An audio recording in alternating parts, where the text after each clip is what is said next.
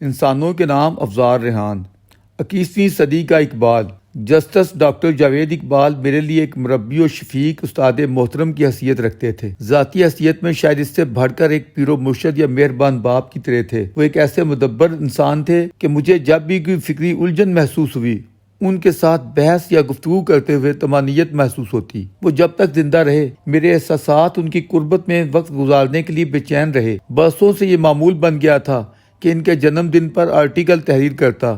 اس طرح ان سے سوالات پوچھنے کی بھی ایک عادت سی بن گئی تھی۔ اگر یہ تحریریں جمع کروں تو ایک کتاب بن سکتی ہے، لیکن اب جب وہ اس دنیا میں نہیں رہے تو دل میر چراغ مفلس کی طرح بجھ سا گیا ہے۔ ان کا تصور جو من میں شعوری منازل طے کرنے کی امنگ پیدا کرتا تھا، اب ایک نوع کی افسردگی طاری کر دیتا ہے۔ پہلے ہر لمحہ ان کے ساتھ گزارنے کے لیے اکثر ان کے گھر پہنچا ہوتا تھا، لیکن جب سے وہ گئے ہیں جیسے ان کے گھر کا رستہ ہی بھول گیا ہوں۔ ایک دن ان کی شریک حیات جسٹس محترمہ ناصرہ جاوید اقبال صاحبہ کا فون آیا تو بولی، افزار ریحان آپ زندہ ہیں؟ جواب دیا، میڈم زندہ ہوں تو آپ سے بات کر رہا ہوں۔ تلخی سے گویا ہوئی، میں تو سمجھی تھی کہ ڈاکٹر صاحب تنہا نہیں گئے، آپ کو بھی ساتھ ہی لے گئے ہیں۔ پھر نرمی سے بولی، آپ نے ان کی برسی پر اپنے تاثرات کا اظہار آرٹیکل کے صورت میں ضرور کرنا ہے۔ چلے تو سب نے جانا ہے، اور یقیناً ڈاکٹر جاوید اقبال بھرپور زندگی گزار کر گئے ہیں، لیکن ایک حسرت تھی کہ وہ ابھی نہ جاتے۔ وہ جب بھی اپنے جانے کی بات کرتے تو درویش عرض گزار ہوتا، ڈاکٹر صاحب جانے والی اور دل دکھانے والی باتیں نہ کیا کریں۔ آخری دفعہ جب میری گزارش پر وہ لبرل وومن فورم کی تقریب میں آئے تو میرے دوست ان کے ساتھ تصاویر اور سیلفیاں بنانا بند نہیں کر رہے تھے، اور ڈاکٹر صاحب کافی دیر سے کھڑے تھے۔ جب میں نے ان دوستوں کو منع کیا تو ڈاکٹر صاحب بولے، انہیں بنا لینے دیں، یہ میری ان کے ساتھ آخری ملاقات ہے۔ اور واقعی ان کی یہ بات سچ ثابت ہوئی۔ ایک مرتبہ ڈاکٹر صاحب کو گرنے کی وجہ سے چوٹ آ گئی تھی۔ ملاقات ہوئی تو کان کے قریب ہو کر کہا، ڈاکٹر صاحب چوٹ آپ کو لگی ہے لیکن درد مجھے ہوا ہے۔ اس پر وہ مسکرا دیے تو ساتھ ہی ڈاکٹر صاحب کو ان کے بچپن کا وہ واقعہ انہیں یاد دلایا۔ جب کھیلتے ہوئے وہ کہیں گر پڑے تو علامہ صاحب بے قراری سے بھاگ کر آئے، انہیں اٹھایا تو ننھے جاوید نے اپنے والد کی بے چینی دیکھتے ہوئے کہا، ابا جان مجھے چوٹ نہیں لگی۔ اس پر اقبال بولے، لیکن بیٹا مجھے تو لگی ہے نا۔ 3 اکتوبر 2015 کی صبح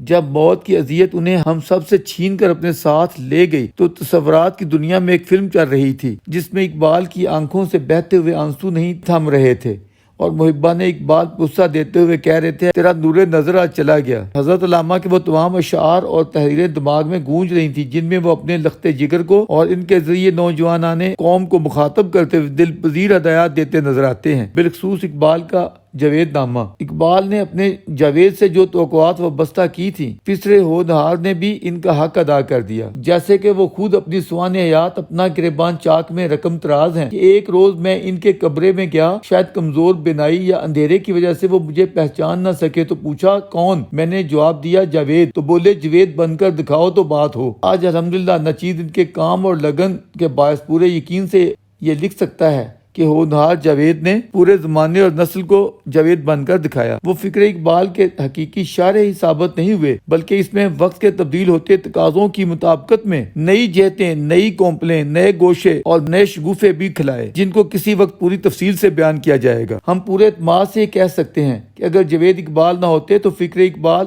روایتی مجاوران اقبال کے ہاتھوں بڑی حد تک جمود کا شکار ہو جاتی۔ ناقدین جاوید کو اکثر و بیشتر ڈاکٹر صاحب سے یہ شکایت رہی ہے کہ وہ اقبال سے ہٹ کر اپنی ایک الگ سے شناخت کیوں رکھتے ہیں، یا اس نوع کی کاوش بھی انہوں نے کیوں کی، یہاں تک کہ طنز و تضحیک کے نشتر تک چلائے گئے کہ انہیں شاید اس بات کا غصہ ہے کہ وہ اقبال کے ہاں پیدا ہی کیوں ہوئے۔ شاید یہ لوگ اپنی طرح جاوید کو بھی فکر اقبال کے ایک روایتی مجاور کی حیثیت سے دیکھنا چاہتے تھے، جبکہ خود اقبال اپنے لاڈلے جاوید کو نئے زمانی تقاضوں کی مطابقت میں نئے صبح و شام پیدا کرنے کی تلقین کر گئے تھے۔ ہم سمجھتے ہیں کہ ڈاکٹر جاوید اقبال نے اس حوالے سے بھی واسطہ اقبال ہونے کا حق ادا کر دیا۔ اقبال تو جمود کو موت کا نام دیتے ہیں، جس میں نہ ہو انقلاب موت ہے وہ زندگی۔ وہ اپنا دامن چاک یا دامن یزداں چاک کرتے ہیں، ہر لحظہ نئی آن نئی شان ملازہ کرنا چاہتے ہیں۔ وہ تو ابلیس کی جرت انکار کے بالمقابل جبریل کی روایتی اللہ اللہ کو بھی ناگوار حیرت سے بیان کرتے ہیں۔ پھر یہ کیسے ممکن تھا کہ جاوید فکر اقبال کے غالی و خالی مجاور بن کر بیٹھ رہتے، جسے شک ہے وہ اداب فرزندی کے باوجود حضرت علامہ کے نام مصر عظیم کا دوسرا خط پڑھ کر دیکھ لے، جواب الجواب شکوہ ملاحظہ کر لے، خود کلامی یا تاریخ مجھ سے بات کا جائزہ لے لے۔ حضرت علامہ اگر اپنے لاڈلے بیٹے سے یہ تقاضا کر رہے تھے کہ میرے ثمر سے میں لالا فام پیدا کر، تو ڈاکٹر جاوید اقبال نے اپنے والد مکرم سے بھی کئی قدم آگے بڑھ کر 21ویں صدی کے تقاضوں کی مطابقت میں قوم اور انسانیت کی جو فکری رہنمائی کی ہے وہ ثمر اقبال کی تازہ میں لالا فام قرار دی جا سکتی ہے۔ ایک جگہ ڈاکٹر صاحب رقم تراز ہے، علامہ نے فرمایا تھا کہ میں شاخ طاق ہوں، میری غزل ہے میرا ثمر، میرے ثمر سے میں لالا فام پیدا کر۔ علامہ کی اس نصیحت اور تلقین کو پیش نظر رکھتے ہوئے میں نے عمر بھر اقبال فہمی اور اقبال شناسی کی جو کوشش کی ہے وہ دراصل علامہ کے ثمر سے میں لالا فام کے اصول کی کوشش تھی، تاکہ میں خود بھی اس میں لالا فام کے کیف سے بہرہ ہو سکوں اور دوسروں کو بھی اس میں شریک کروں۔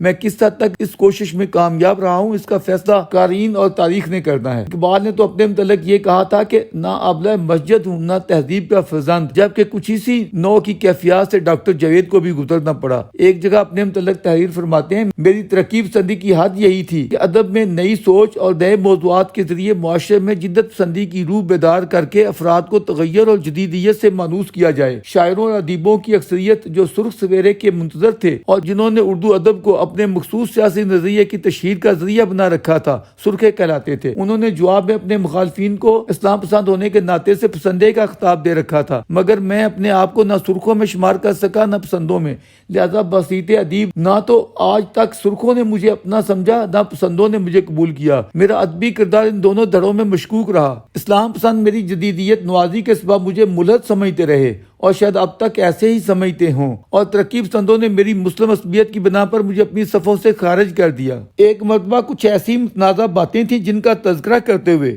درویش نے ڈاکٹر صاحب سے درخواست کی کہ آپ یہ باتیں اقبال کے جلسے میں کہہ ڈالیں۔ بولے آپ نوجوان ہیں، یہ متنازع باتیں آپ کو کہنی چاہیے۔ عرض کی ڈاکٹر صاحب اگر میں یہ باتیں کہوں گا تو لفظوں کے روڑے کھاؤں گا، جبکہ آپ کی حیثیت فرزند اقبال کی ہے، اس لیے بہت کچھ ہضم ہو جائے گا۔ اسی طرح ایک مرتبہ درویش نے ڈاکٹر صاحب سے کہا کہ میں مختلف لوگوں کے انٹرویوز کرنے جاتا ہوں تو وہ آپ کے بارے میں بہت سخت الفاظ بولتے ہیں اور بڑی سخت تنقید کرتے ہیں، تو اس پہ وہ مسکرانے لگے اور کہا کہ آپ یہ ساری تنقیدیں جمع کر لیں، بڑا اچھا آرٹیکل بنے گا۔ ڈاکٹر جاوید اقبال کی جرت افکار و اظہار کو اپنی روایتی سوسائٹی کی اس قدامت پسندی کے تناظر میں سمجھا جانا چاہیے۔ وہ اپنے فلسفیانہ افکار و خیالات میں اپنی تحریروں کے ذریعے جس حد تک گئے ہیں، ہماری روایتی مسلم سوسائٹی کے لیے انہیں ہضم یا برداشت کر لینا خاصا مشکل تھا، چہ جائے کہ مزید آگے بڑھ کر وہ باتیں بیان کی جاتی جنہیں انہوں نے اس ناہنجار جیسے شاگردوں یا عقیدت مندوں تک محدود رکھا۔ ناچیز کی اس رائے کا انہوں نے کبھی انکار نہیں کیا کہ وہ فکری طور پر اقبال سے بڑھ کر سر سید کے زیادہ قریب تھے، بلکہ کچھ اس سے آگے کا بھی سوچتے تھے، لیکن اظہار خیال میں وہ اقبال اور سر سید میں بہت محسوس نہیں کرتے تھے۔ اس سلسلے میں وہ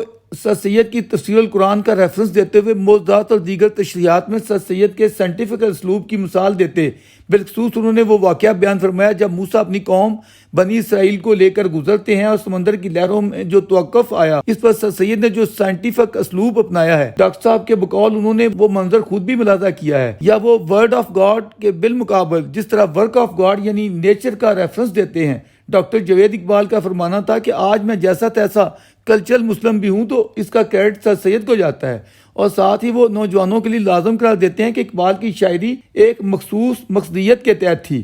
ہمارے نوجوانوں کو چاہیے کہ اس میں الجھے رہنے کی بجائے وہ اقبال کے خطبات reconstruction of religious thought in Islam پر فوکس کریں۔ بہرحال ڈاکٹر صاحب کی زبانی یہ سنا کہ ہمارے روایتی علماء اقبال کے خطبات پر ہمیشہ ان پر ناک منہ چڑھاتے بلکہ انہیں کفر کافر قرار دیتے رہے۔ سید سلمان ندوی نے بھی یہ کہا کہ بہتر ہوتا اقبال اگر یہ خرافات نہ بیان کرتے۔ ان لوگوں نے اپنے مخصوص تصورات کی مطابقت میں اپنی ڈھب کا اقبال بنا رکھا تھا۔ فرزند اقبال کا اتنا بڑا تمغہ یا اعزاز پاس ہونے کے باوجود انہوں نے محض فرزند اقبال بن کر نہیں بلکہ اپنی محنت اور لگن سے سنسار یا سماج میں اپنا مقام بنایا۔ پورے ملک کے علمی، ادبی، سیاسی، سماجی اور قانونی حلقوں میں وہ عزت و احترام کی نظروں سے دیکھے جاتے تھے۔ اندرون ملک اور بیرون ملک کی یونیورسٹیوں میں وہ لیکچرز کے لیے بلائے جاتے تھے۔ ایرانی انہیں پسر ایران قرار دیتے تھے تو ترک انہیں ایک ماڈریٹ سیکولر مسلم مدبر کے طور پر مانتے تھے جو عطا ترک کے زبردست مداح تھے۔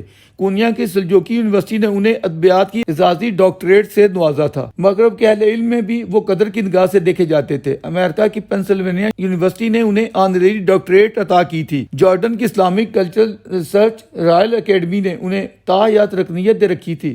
جارڈن گورنمنٹ کی دعوت پر وہ کئی مرتبہ عمان گئے، لیبیا کی انٹرنیشنل ہیومن رائٹس کمیٹی کے اب ممبر تھے، OIC کی کمیٹیوں کے بھی وہ رکن رہے، الجزائر کی تحریک آزادی کے رہنما احمد بن بیلا سے بھی ان کی قربت تھی، انڈین گورنمنٹ بھی ان کی قدر کرتی رہی۔ غالباً 77 کی بات ہے جب ڈاکٹر جوید اقبال انڈیا گئے تھے، اخبارات میں محترمہ اندرا گاندھی کے ساتھ ان کی تصاویر بھی چھپی تھی۔ کافی مدت بعد ایک مرتبہ نچیز نے ان سے کہا، ڈاکٹر صاحب آپ دہلی میں پرائم منسٹر اندرا گاندھی کے ساتھ بیٹھے ہوئے باتیں کر رہے تھے، وہ آپ سے کیا کہہ رہی تھی؟ بولے وہ کہہ رہی تھی میرے اور آپ کے ابا تو ایک ہی کشمیری پنڈت خاندان سے تھے۔ حکومت پاکستان کے نمائندے کی حیثیت سے UN میں ڈاکٹر صاحب نے 12 پاکستان کی نمائندگی کی۔ افسوس حضرت علامہ خواہش اور کوشش کے باوجود حیدرآباد ہائی کورٹ کے جج نہیں بن سکے تھے۔ البتہ یہ کمی ڈاکٹر جوید اقبال نے پنجاب ہائی کورٹ کا چیف جسٹس بن کر پوری کر دی۔ آپ سپریم کورٹ کے جج بھی رہے۔ تعلیمی قابلیت کے لحاظ سے آپ نے 1944 میں گورنمنٹ کالج سے BA آنرز کرنے کے بعد انگلش لٹریچر اور فلسفہ میں ماسٹرز ڈگریاں لی۔ 54 میں کیمبرج یونیورسٹی سے PhD اور 56 میں انگلینڈ سے بارڈ لا کیا۔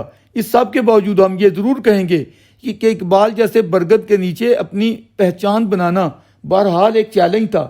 اسی پس منظر میں ہم نے 2 دہائیاں قبل ڈاکٹر صاحب کے متعلق یہ لکھا، ڈاکٹر جوید اقبال فرزند اقبال ہونے کے ناطے بین الاقوامی شہرت کی حامل شخصیت ہیں، لیکن ان کی یہی پہچان ایک حوالے سے خود ان کے لیے باعث نقصان ہے۔ ظاہر اقبال تو اقبال ہے جو خاندان کے اقوام میں کبھی کبھار آتا ہے، سو ان کے نور بصیرت کی میل اللہ فام سے فیض یاب ہونے والے اسی نشے میں مدہوش جب ادھر نظر ڈالتے ہیں تو انہیں یکبارگی اور نادیدہ مایوسی ہوتی ہے، سو اقبال کے یہ خوشہ چین جاوید کے نکتہ چین بن جاتے ہیں۔ ڈاکٹر جوید اقبال اگرچہ اقبال نہیں ہے، نہ ہی ان کا کوئی ایسا دعویٰ ہے، لیکن سچی بات یہ ہے کہ کئی حوالوں سے فکر اقبال کی خوشبو ان کے افکار تازہ میں اقبال سے بھی زیادہ سلجھی ہوئی، صاف و شفاف محسوس کی جا سکتی ہے، جس کے لیے خود صاحب حواس و ادراک ہونا شرط لازم ہے۔ آخر میں پیش خدمت ہے علامہ اقبال کی مشہور نظم جاوید کے نام، جس کا پس منظر کچھ یوں ہے کہ علامہ اقبال 1932 کی گول میز کانفرنس میں شرکت کے لیے لندن گئے تو ننھے جاوید نے اپنے معصوم ہاتھوں سے اپنے والد محترم کے نام پہلا خط لکھ کر ارسال کیا۔ اس خط میں انہوں نے اپنے لیے گراموفون لانے کی فرمائش کی تھی۔ اقبال وہ تو نہیں لائے، لیکن یہ معروف نظم ان کے نام لکھ بھیجی، جس کے اشعار کچھ یوں ہیں: دیار عشق میں اپنا مقام پیدا کر، نیا زمانہ نئے صبح و شام پیدا کر، خدا اگر دل فطرت شناس دے تجھ کو، سکوت لالا و گل سے کلام پیدا کر، اٹھانا شیشہ گرانے فرنگ کے احسان، سفال ہند سے مینا و جام پیدا کر، میں شاخ طاق ہوں میری غزل ہے میرا ثمر، میرے ثمر سے میں لالا فام پیدا کر، میرا طریق امیری نہیں فقیری ہے، خودی نہ بیچ غریبی میں نام پیدا کر۔